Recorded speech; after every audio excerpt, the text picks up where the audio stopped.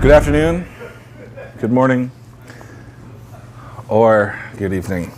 Today we're going to talk about how to raise an angel round or raise money from an angel investor. We'll talk about a little bit about the logistics that go behind what actually an angel investor is, and maybe some of the best practices to understand what those type of investors are looking for. Now, maybe you specifically aren't looking to raise money, but you work with companies who are. This is a great workshop to understand what those individuals are looking for. What this talk will not be is what some of the legal jargon and really specific legal things that people are looking for in raising money. Those can be found in different talks, but I think it's really important to focus just on what are some of the due diligence pieces to raise money. So an angel round or an angel investment is typically a $10,000 to $100,000 check from an accredited investor.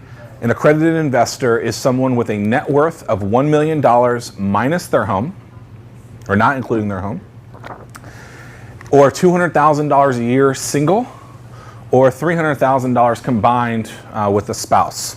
So that is the way that the FCC defines an accredited investor. Typically, this investment is after a founder infuses capital into starting his business and raises some sort of capital from friends and family or uses other traditional banking to get off the ground. Typically, when you get to an angel round, you have done significantly more than just start your business. Other additional options, instead of raising from an angel investor, could be crowdfunding, working with a bank, credit cards, pre-sales, GoFundMe. People do it.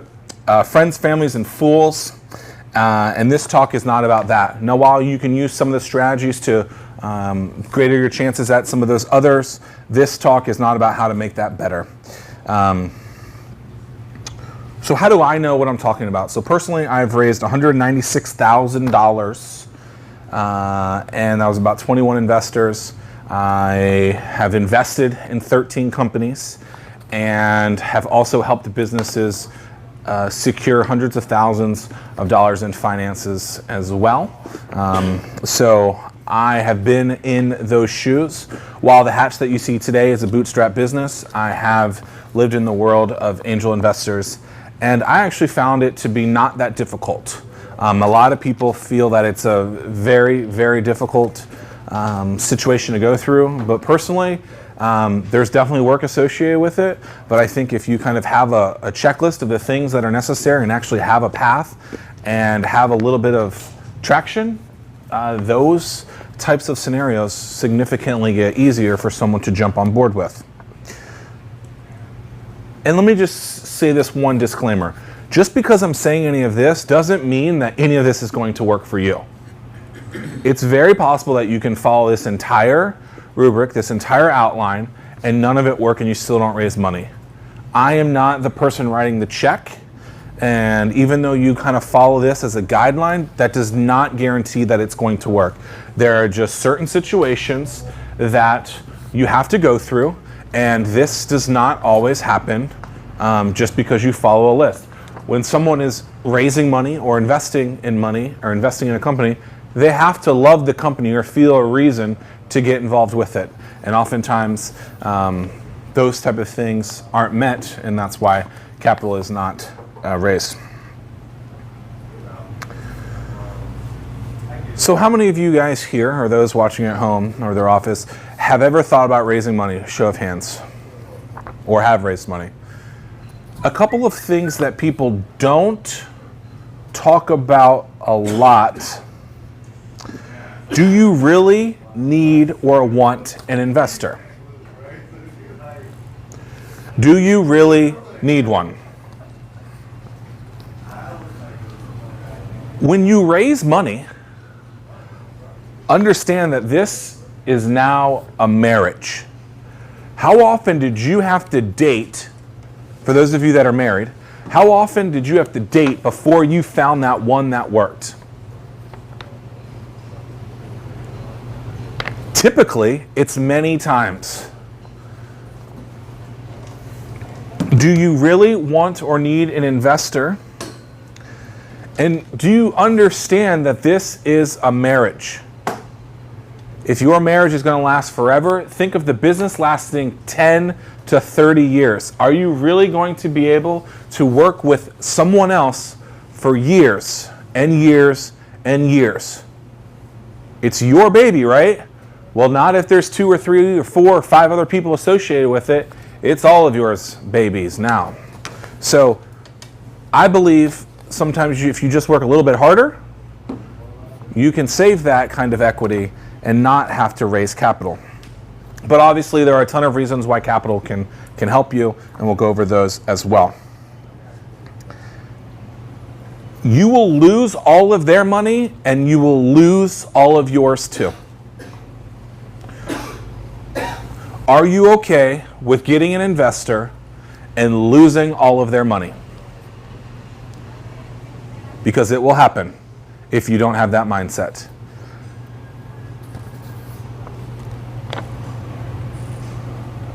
Are you okay with losing that relationship with someone because you lost their money? And I have a strategy to how that can be a little bit better, and we'll talk about that a little bit later.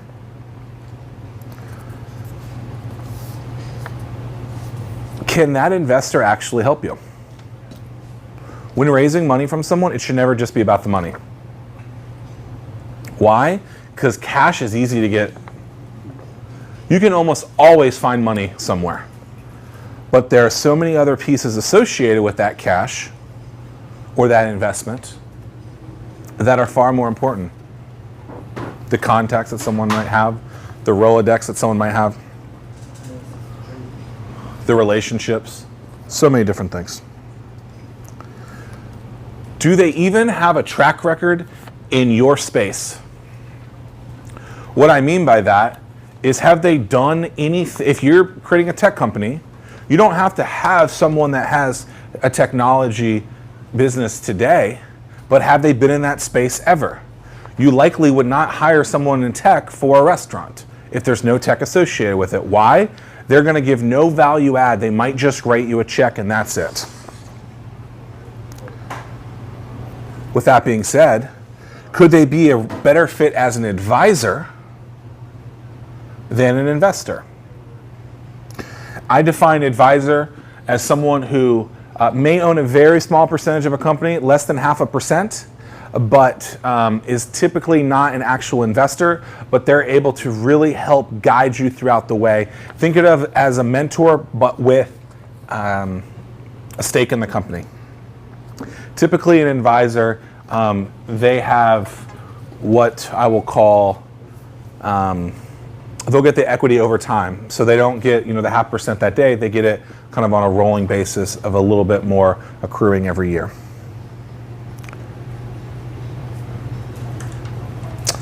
And one other thing to be thinking about before you raise money, or if you're thinking about raising money or looking for an investor, is will you need follow-on funding?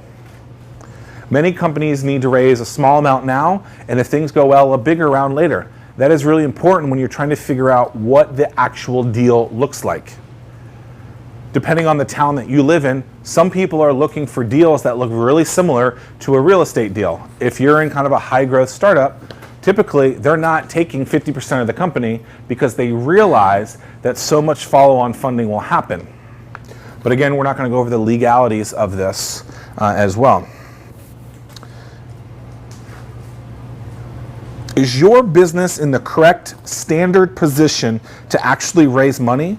Or should you actually just go to work? Because work works, right? Let me say that again. Is your business in the correct standard position to be typically in the place where money is invested? Or should you pick up the phone to get more customers? Have you proven anything yet? Are you trying to hand someone a piece of paper and say, invest in this idea? Or can you show them exactly what the product is and kind of what it will look like as a runway? Doesn't mean all of it has to be developed. It just means, is there more? Is there something tangible? Or is it a piece of paper? And all too often people think, I have an idea, I have a business plan, I have something, now give me money. They haven't done anything yet. It's all about figuring out those steps along the way. And if you're not in that kind of traditional or standard place, you're probably not in the right position to raise capital. And when we're talking about capital, I'm directly talking about money in return for a stake in a specific company. Does that all make sense? So someone gives you $10,000 for 10% of your company is valued at $100,000. There are some more specifics into that, pre and post money, but those are very difficult to understand at times for some people, so we're not going to go into those things. Also, one of the most important things that we get... I was just... you just brought up an interesting point with accepting money. Yeah. Because you do want to take the most amount of money that you can get for the smallest amount of your company, right? That's always good, but it's good because you get the money. Right. It could be bad in some cases because you have created a value of your company that may, in some instances, be negative, have negative impacts on your financial situation as an individual when it comes to taxes or bringing on other people. So say you take that $10,000 for 10% of your company. You've created a $100,000 company. Now you want to have a software developer that you want to incent with 5% of that company. Well, you've given him $5,000 that he has maybe some tax implications. And has to see that. It's very tricky. So when doing this, and we go over this, it's very expensive. There's a lot of instances that you don't know, and just understanding. It just can get complicated very quickly. So obviously talk to a lawyer, talk to an accountant beforehand, and just make sure that you understand what you're really getting into. Because even though a company is valued at something, doesn't mean that any of that is actually liquid. Right. So you can get taxed on that, and that can be an absolute nightmare when having to deal with that. And if your company is valued at something, the IRS is expecting you to pay taxes on that thing, even if you're not making money on it. Well, not to get off on a tangent, but consider this scenario. You're married. Mm-hmm. You take $10,000 for 10% of your company. You now have a $100,000 company. Then something happens and you get divorced. You're in that divorce, you have to split up your assets. So you're just giving up some of your company. So now you may owe $50,000 to your partner. I mean, there's all sorts of things. Again, so taking money is... Talk to those service providers that understand, because you don't know what you're getting into and not. One of the most important, or one of the biggest challenges that I see is people thinking that they should be raising money when they really don't have an investable type of business. A mom and pop shop probably is not an investable business from an equity standpoint. A growth business, a high-tech technology startup, probably has some sort of investment associated with it. An agency, so a business that builds products or services for other people that is looking to raise money, doesn't make sense. Get customers, they pay you, they fund the services. A product and service, depending on what they are, may need to raise money. But also, do you want to give up equity when you could just go to a bank and get them to give you the money for 3%, 4%, 5% if you have good terms or can create good terms. Treat raising capital like selling your product to a customer.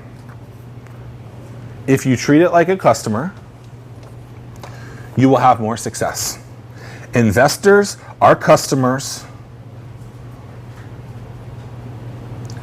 This is a long process, so don't expect to have it happen overnight. Just because you meet with someone today does not mean that you're going to get a check today. And even if you do it correctly, there is a series of legalities that are important before you take that, not just take that check, but signing documents, putting it in the bank, making sure that when it goes into the bank, it did all the right things.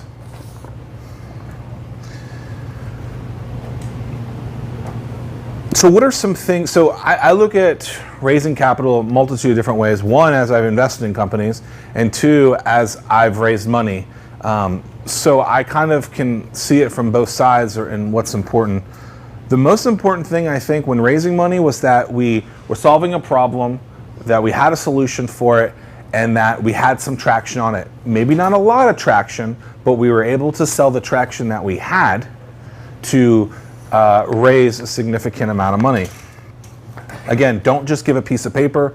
Prove that you have traction. And so that traction can look a lot of different ways. I think that your business actually has to have some sort of visibility and owning that traction, not just doing a Google search and saying, look, people are talking about this. I don't think that's enough. So problem, solution, traction. One of my favorite lines to tell an investor or trying to prove to them is that you're going to get there anyway, but if with their help, with their infusion of capital, you're going to get there quicker. So they can get their money back quicker. You're going to solve that world hunger, but with a $100,000 check, you're going to get there a heck of a lot quicker. Also, one of my favorite things in raising money was telling all my investors that they were going to lose their money. So then when we did, it didn't hurt as bad. Not all of them lost all their money.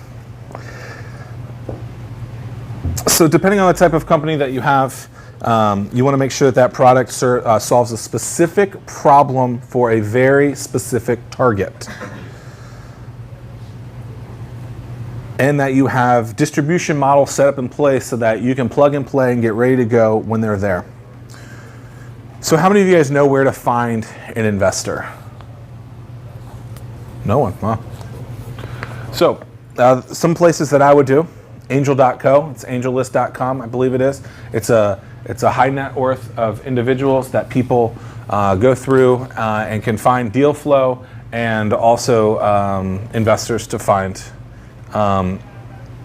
Simply go onto Google and type Angel Group in your city.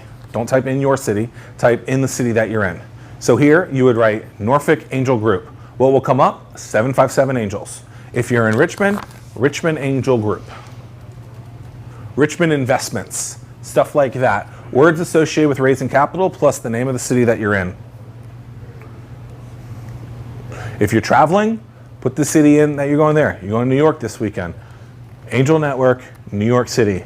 You will find it.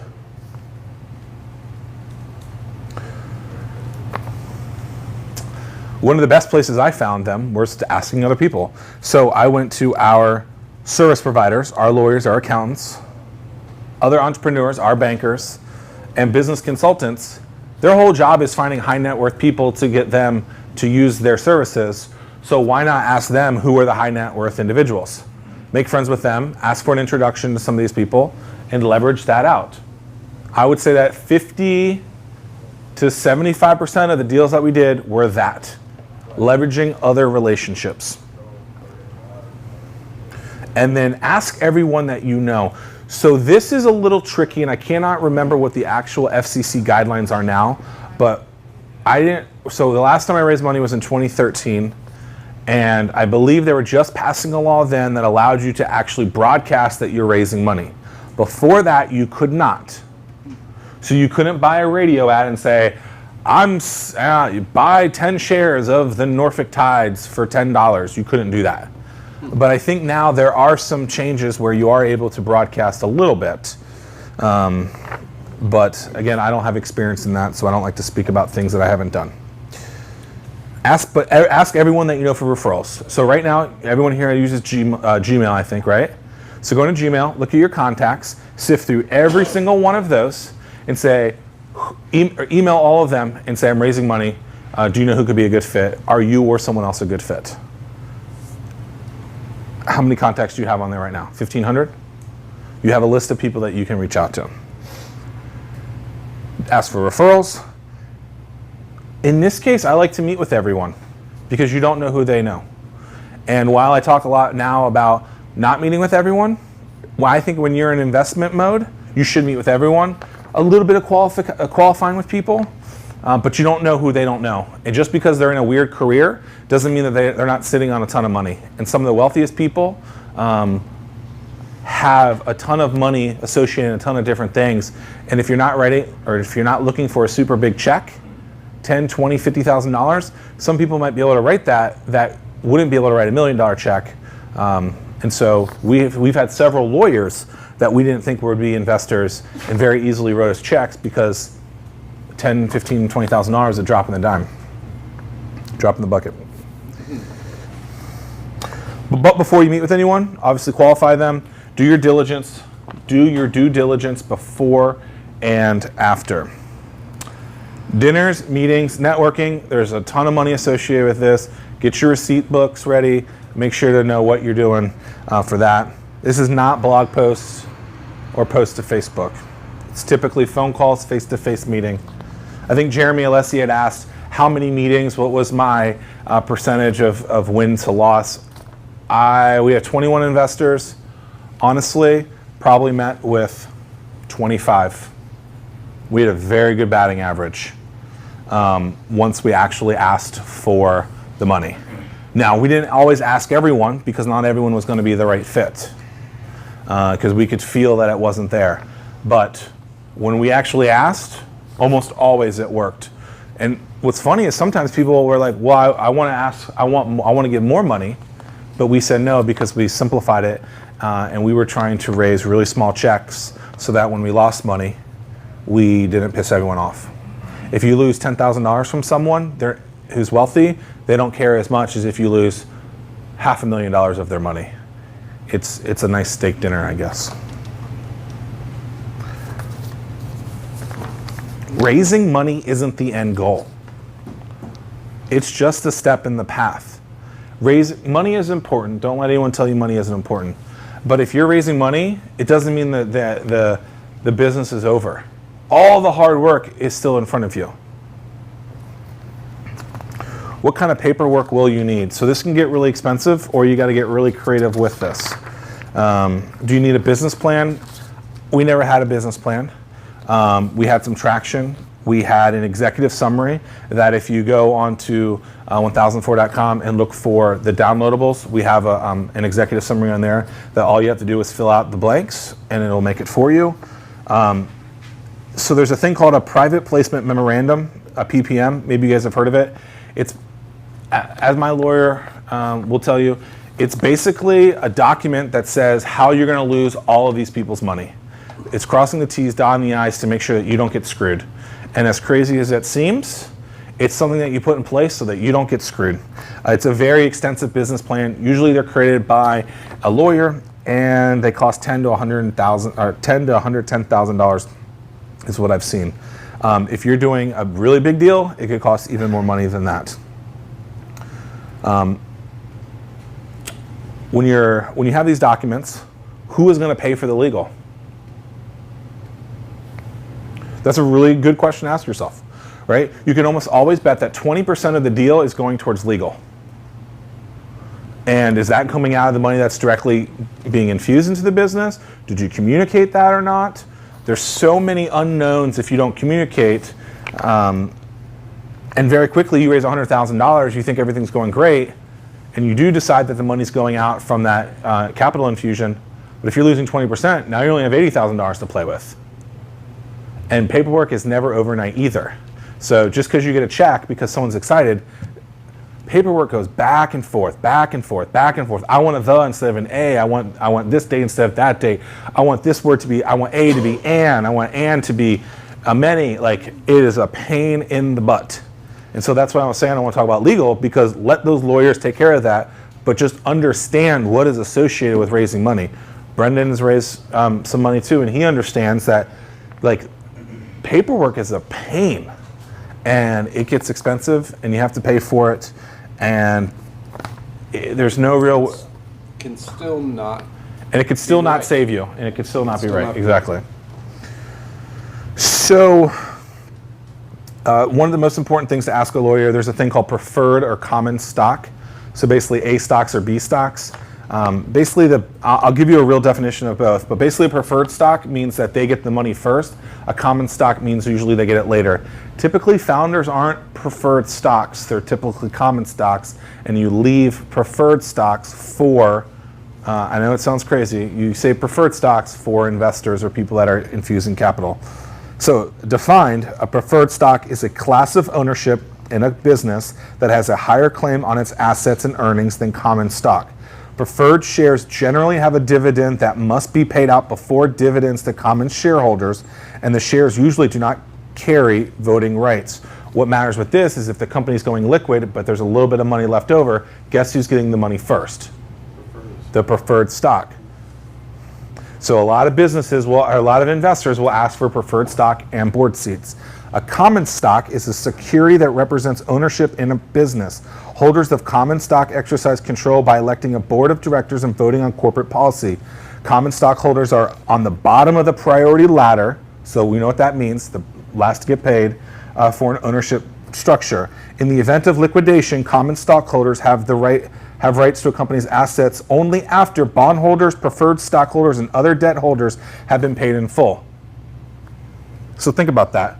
You start the business, you have common stock, you give money you have debts, you have preferred stock to other people, you have bonds out. Guess who's getting paid first?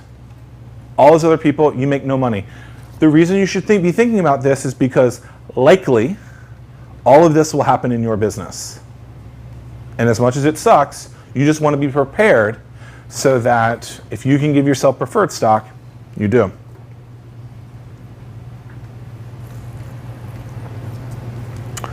So a really quick way to understand kind of how, who to look for and what it could go into, and then I'm going to talk about some due diligence. Pick who you want to meet with, get a meeting with them, show them the product, gauge the fit, follow up with them, make the deal, rinse and repeat. It's not that simple, but that's a very easy way to look at it. Pick who you want. So who is your target customer? Who is your target investor? Get a meeting with them. Figure out however you can get a meeting with them. Show them the product, gauge the fit, gauge that they're a good customer. You might meet with them and realize they're a jackass. Now you don't want to marry them, right? You could fire them later. You know, we talk about the opportunity, raise your hand. Well, if you get that opportunity, raise your hand and realize I don't like this person, bail. Say, thank you, here's money for dinner, and be done. Gauge the fit, follow up, make the deal, rinse and repeat. This is so important. It's basically dating. So due diligence and potential investors. This is as the business who is looking for an investor, what they should be looking in those individuals. Do they have experience as being an investor? This does not mean buying stock on the stock market. Are they an expert in your field, or do they have capacity to be? Can they help more than cash? Do they have access to more experts and more cash? Are they going to be a silent investor? What does their track record look like? I recommend asking them all of these questions, just as they are to you. Are they qualified or an accredited investor? It is not a necessity that they are an accredited investor, but typically that's what you're looking for. Why? Because if they lose $20,000 of your dollars and they only make $20,000 a year, they're going to go homeless and they're going to hate you, and it's not necessarily the best thing. You probably want to try and have a qualified or an accredited investor if you can. Again, that's $200,000 a year, $300,000 as a family, or have $1 million in net worth. How will they help you? Straight up ask them. How do you anticipate helping us? If they say, well, I don't know. Well, I don't know if I want you to work with me, is what my response would be. It's terrible. And what kind of checks can they write? Are you meeting with people that can write the check that you want? If you're meeting with someone you expect a $500,000 check and all they can write is a $5,000 check, people do it all the time. They think someone is one thing and they're another. Also, how liquid can they make their money immediately? Is all their money time?